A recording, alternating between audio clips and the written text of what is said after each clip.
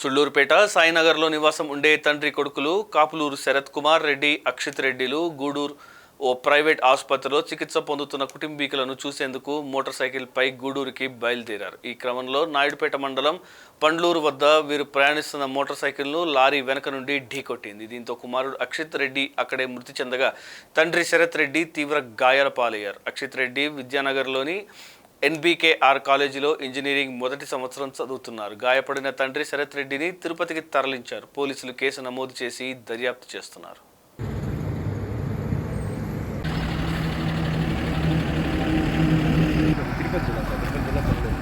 vehicle ఏమన్నా ఉంటే తీసుకుపోయి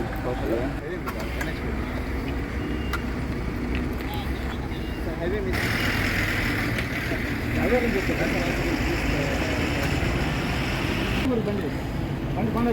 బండి పండేసాం సార్ వాళ్ళకి బండి